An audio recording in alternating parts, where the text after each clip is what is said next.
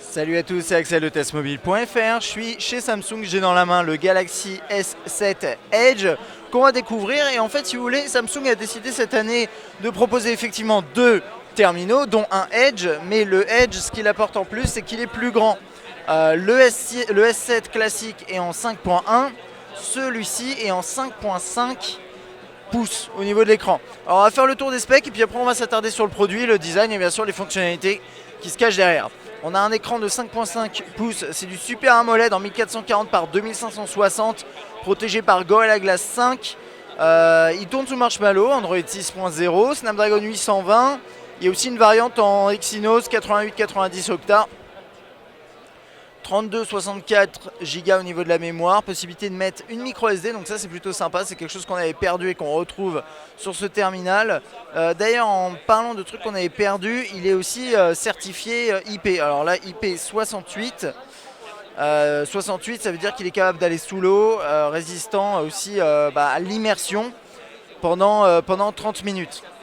On a un appareil photo de 12 mégapixels à l'arrière avec OIS, système de stabilisation optique. 4 Go de RAM, je ne l'avais pas dit, 5 mégapixels à l'avant, une nouvelle optique en 1.7, ouverture 1.7 et chargement sans fil Qi et PM1 avec une grosse batterie de 3600 mAh, ce qui est plutôt sympa, hein. Ça c'est vraiment quelque chose d'important je pense sur un terminal avec un écran de cette taille là. Et donc on va faire le tour du design. Alors désolé, j'ai la version noire, il n'y a pas de version blanche là à proximité. Pour vous montrer les détails c'est un peu plus compliqué mais on va y arriver quand même. Donc là vous voyez on a le logo Samsung, on a quelques capteurs, la caméra frontale juste ici.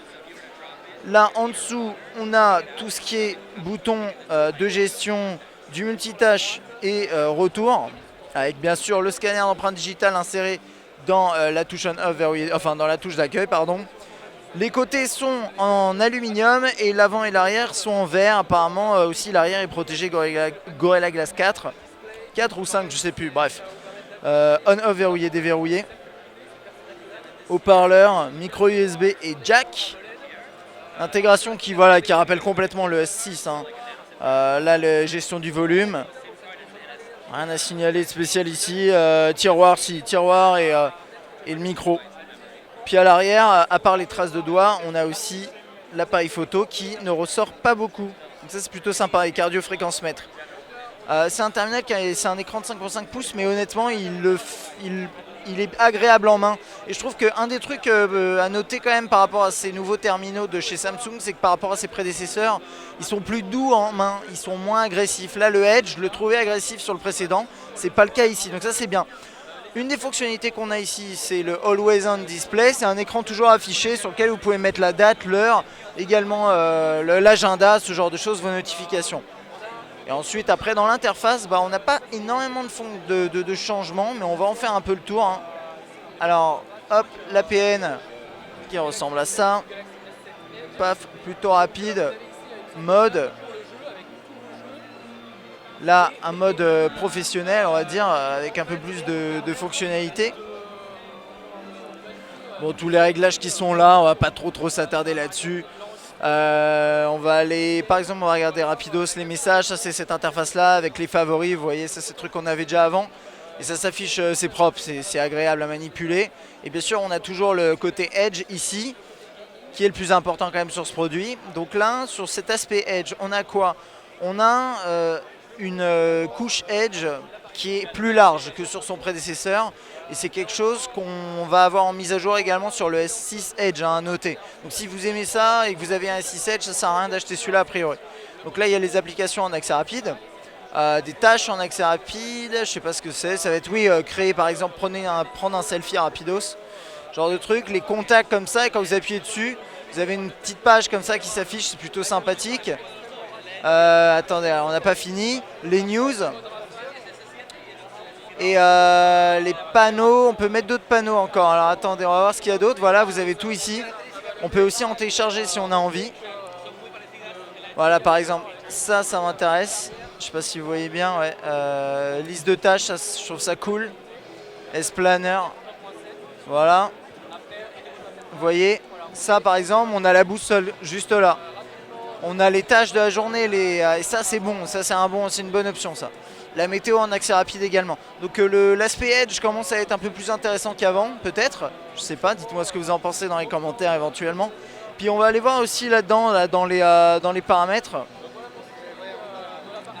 Smart Manager qui est toujours là, bien sûr, qui permet de gérer un peu comme le gestionnaire de téléphone chez Huawei, vous voyez un peu, je pense. Qu'est-ce qu'on a d'autre?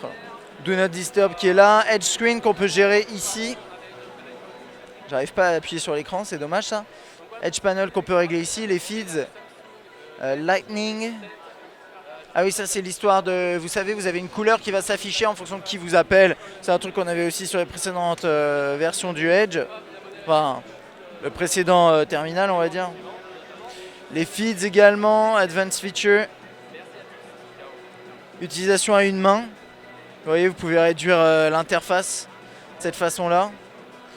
Reduce screen size, faire comment? Il faut rester appuyé.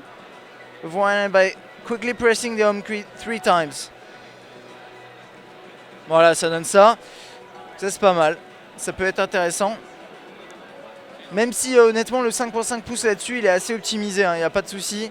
Je vais juste vous montrer aussi le Game Launcher avec la fonctionnalité qui est associée en bas ici que vous voyez, qui va vous permettre, je vais m'approcher un peu, mais en gros vous pouvez désactiver directement les alertes, vous pouvez minimiser le jeu, prendre une screenshot, enregistrer même le jeu, donc ça peut être pratique éventuellement. Vous n'aurez pas à passer par une application tierce pour enregistrer du gameplay directement sur votre smartphone, c'est quelque chose qui vous branche. Le mémo, ouais, je pense qu'on a fait à peu près le tour. Samsung Pay, qui est disponible là, mais qui sera pas disponible en France dans l'immédiat, donc ça on peut s'asseoir dessus pour l'instant. Voilà, l'agenda qui est plutôt propre. C'est à peu près tout. Produit intéressant, c'est pareil que pour le S7. En gros, il n'y a pas beaucoup de changements. On reste sur un produit excellent qui a été amélioré par rapport au S6 et au S6 Edge. On a plus de fonctionnalités, normalement un appareil photo meilleur, normalement une meilleure batterie, une meilleure autonomie, enfin voilà, c'est tous ces éléments-là. Tous ces éléments-là finalement qui seront à vérifier lors du test. Mais en attendant, moi là, je trouve que la prise en main est excellente et que le produit a l'air quand même intéressant. Je crois que le prix sera élevé, on ne l'a pas encore annoncé, mais je pense qu'on est autour des 800 € sur ce Edge. Il va falloir le vérifier. Voilà, j'espère que ça vous aura plu. Si vous avez des questions, bien sûr, n'hésitez pas. À bientôt.